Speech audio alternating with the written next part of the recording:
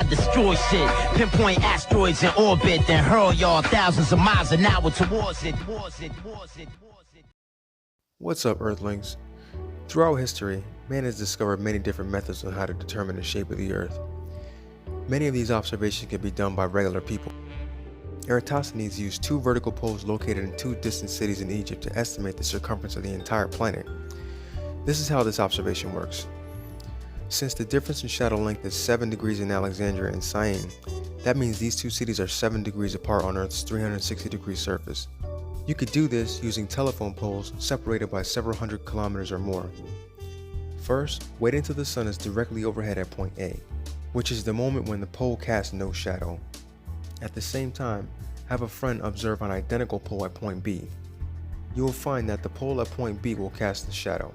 Since we can assume that the sun's rays reach the Earth in parallel lines, this is visual proof that the Earth's surface must be curved.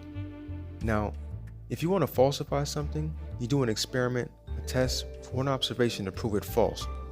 Why is it that flat earthers refuse to do this test? Here's an example of a flat earther outright refusing to participate in an observation which would show evidence for the shape of the Earth.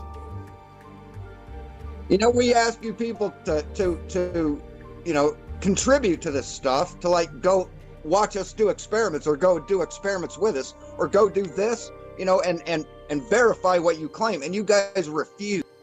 You refuse to do any kind of observations, any kind of experiment. That's false. You guys want to believe in a flat Earth, but you can't prove it. I'm one of the people, I'd hope that Globers would step up, and I'm one of the people that does that. Would you do laser tests or something? What'd you do, Chris? Oh, go to his channel and look. It is amazing, the his experiment and his. You just need to go to my channel and watch some of the videos. I just did one last night on Coriolis. It took me about an hour to do it, to set it up and to film it and to do all that. Okay, great. It was simple. Great. He did a Cavendish experiment, mocking Cavendish by using banana. All right, great, Chris. Today, solar noon is about 12:41 East or 1:31 Eastern time. You're in Eastern time, aren't you? I want you to go out and I want you to measure a shadow from your location at solar noon, and you and I, like Blue and I did, will calculate the radius of the Earth today. I'm not in Eastern, first of all. What time zone are you in?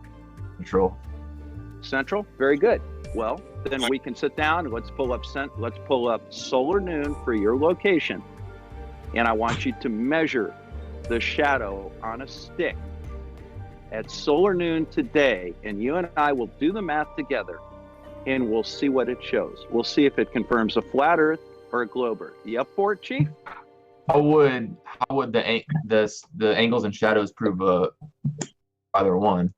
Because it's two different locations, and we know the exact location of the sun over the Earth right now. Wrong. We know the declination of the sun. Don't you I need can 3 give you a points, data Bob? point for the West. Yeah. Well, no, this is Chris. Chris is going to do an actual experiment today and come up with real results that can be interpreted. We'll present it together tomorrow on Jose's. Cool. Fair enough, Chris?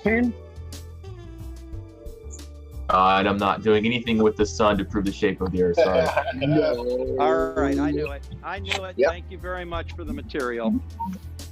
Now, my question is, why would someone not want to participate in an observation that could potentially show you what you've been claiming you've been looking for the past few years?